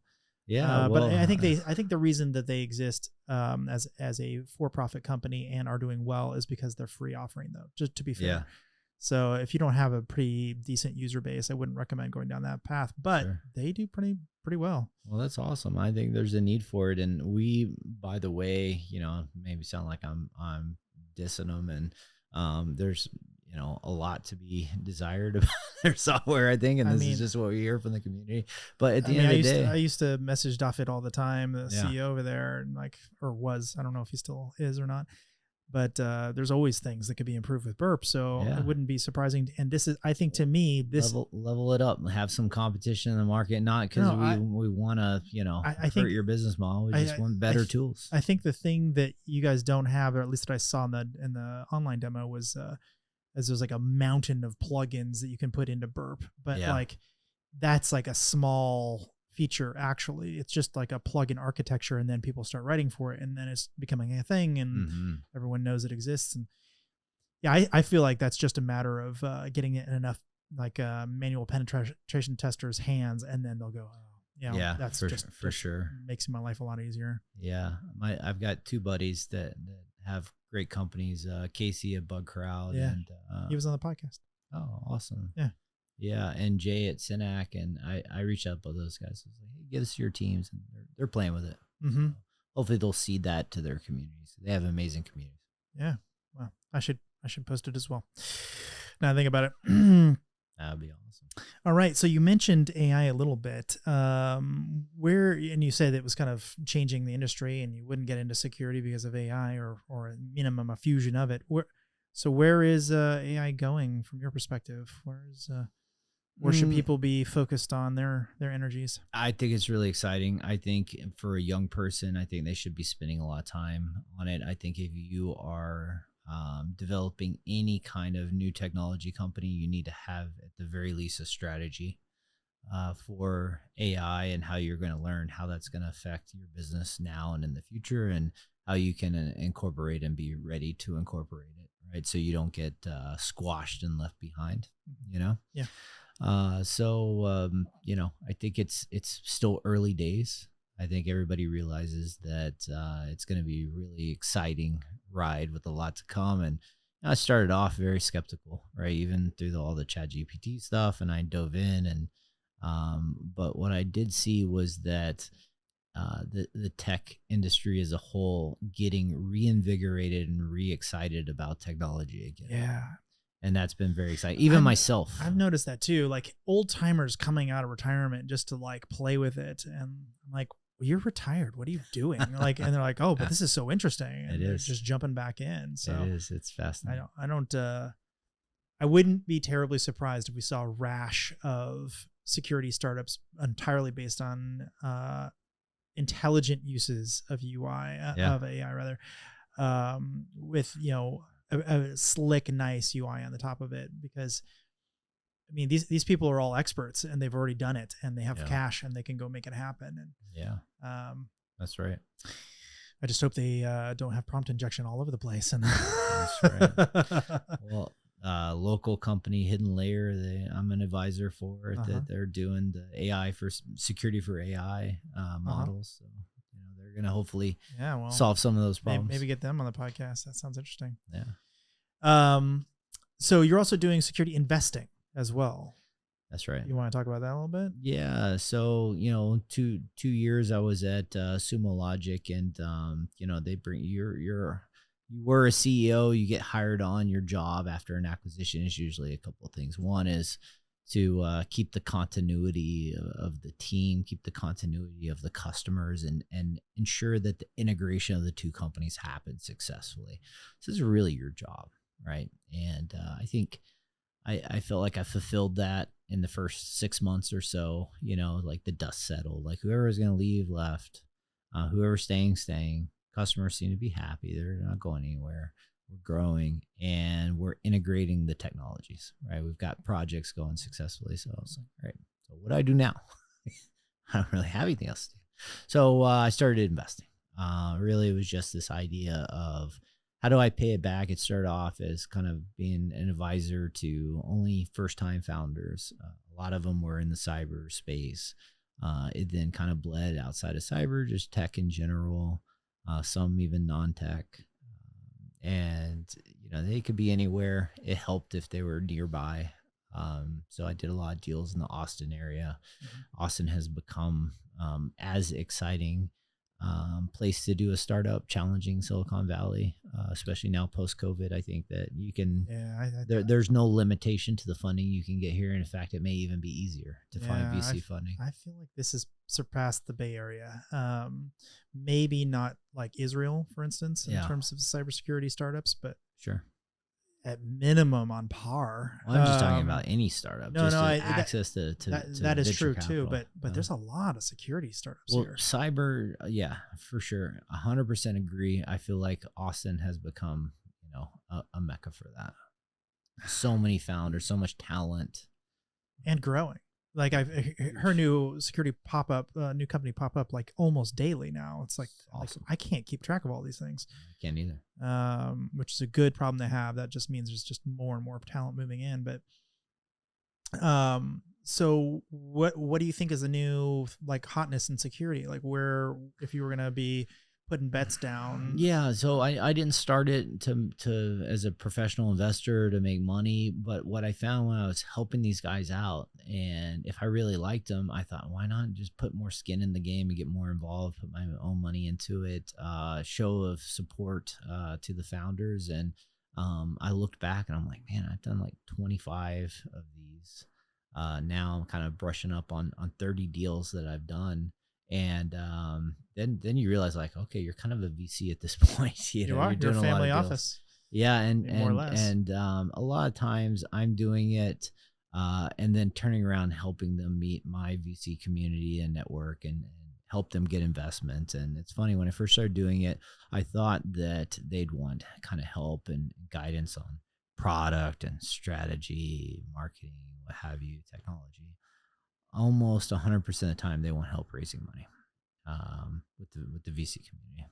Gotcha. And I realized that I was pretty good at that, and that's where Tom had helped me out a lot. And so I spent a lot of time paying it back, helping them figure out, okay, having a good pitch deck is one thing, but there's so much more to the process, and understanding how to do that well is a mix of art and science. And you gotta learn the process. So what does a good security investment look like from your perspective? Like, what's a company that's interesting look like from your perspective? Well, it usually depends. If we're talking about the early stage, most of the deals I do are early stage, like seed, Series A. And that's like a hard fought battleground. That's where everybody wants to be these days. Get in early. Most VC firms are doing earlier deals. When you're doing a company that early, there is a lot of rotation on who is the founders and what is their kind of makeup and DNA and personality. Are they coachable? Are they too technical? If they are, do they have the right kind of team around them that can do some of the business side, like recruiting talent and sales? Do they have some of those skill sets, right? Mm-hmm. Are they able to market and sell this, whatever they built, this widget, this technology, this idea? So a lot of it is vetting down to the founder and finding the right people. They're investing in the people ultimately at that early stage. And then, of course, the feasibility of the idea. Is there a go-to-market strategy attached to it, right? Can this actually be a business? Can you sell it? A lot of them, open source is kind of a popular model now. Mm-hmm. So how do you then turn that into a successful business if it's something that you're giving away for free? Mm-hmm. It's not easy. Yeah. So what would you say would be like good, sort of just neutrally good advice for up and coming CEOs, like who want to raise money, have a successful company in the security industry? Like, what would you say? I've seen a lot, and I do feel like I'm in a good position to give some of this advice. And what I would tell you is, leave your using your ego can actually be a powerful tool to drive you to being very successful.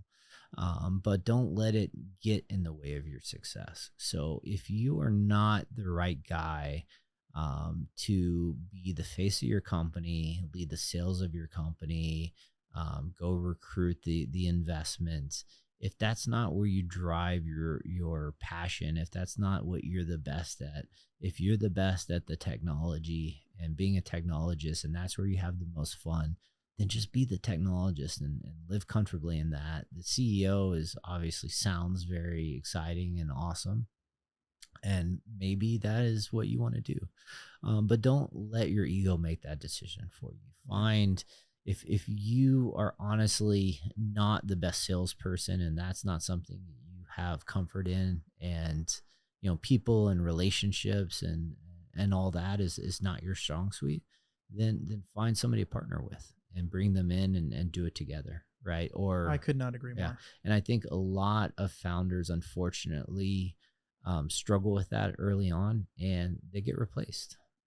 They get to Series A, Series B, and they either get replaced in a fun way or a not so fun way. And that's never nice, right? Yeah, I personally, I've probably closed just by myself about 100 enterprise sales deals over my career, and I hate it. It's not a matter of not being able to do it. I just hate it. I hate having a schmooze, and it's not like I'm over promising, but it's just this smarmy thing where you're like transactional, and I just don't like it at all. And the best sales guys I know, they either don't notice that they're doing it or don't care that they're doing it or something. And, or they just actually don't see it that way at all. They like somehow magically have a totally different perspective on it, which I just cannot personally adopt. But when I was starting Bit Discovery, I'm like, or, you know, it was back then, it was outside Intel, and I'm like, I gotta get out of the sales role, you know, and, but it's really important in the beginning, I think, for founders to take ownership of that sales role. And that's another thing I've seen. I'll give some advice is, you know, it's tough for a technical founder to come in, build a product, take the CEO role, and expect, I'm just going to hire a sales guy and everything's going to work itself out. And I brought in a CEO. I brought Jeremiah. Yeah, that was smart move. But a lot of these guys will burn through like 3 or 4 sales leaders, and they're like, what's not working here? Well, you got to learn how to sell it yourself. Nobody's going to bring the passion, the dedication. What an early customer needs to hear from an early team is that conviction, and hired help can't really bring that same level of passion. Yeah, I would say another caveat to that is, if you're going to bring in a sales guy, if you're going to do that, which I wouldn't recommend necessarily, but if you're going to do Become a founder. Yeah. But, well, I would say make sure that they're already in the industry. Yeah. Make sure 100%. That they already know a lot of people already, because if you're basically spending all your time teaching them product and teaching them who all the customers are and getting them introduced to everybody, and like, you might as well just do it yourself. You're not saving anything at that point. That's right. And if anything, they'll get frustrated. It's going to take them 6 months minimum to meet anybody interesting and have any kind of rapport. And that's right. It's just, it doesn't work at all. That's right. I keep making this mistake thinking like, oh, this time will be different. It's not. It's never different. No, you really do have to hire people who know what they're doing already. Yeah, that is absolutely the secret. Certainly been the secret of my success is, you know, hire people that know what they're doing. They're better than you, smarter at you at what they do, and get the hell out of their way, number one, and support them any way you can. And if you do that, you recruit the best possible talent possible, then you cannot fail. Okay, so there's plenty of ways to fail. So I was talking with one VC about this, and he said something like there's 170 OSN companies right now, approximately, which means there's a lot of dumb money in information security right now, because you might need like 10 or something, because they're all doing slightly different versions. Sure. You know, they're touching different, you know, feeds or something, but 170. That means there's something wrong with the way the investors are looking at the market. So my question is, what does the market need? Well, it needs a correction, and there doesn't need to be so many companies, and that's happening, thankfully, right? 0 interest rate policy. There was just, money was too cheap, and you know, the floodgates were open, and you could just say, I want to start a cybersecurity company, and you're almost guaranteed a seed check.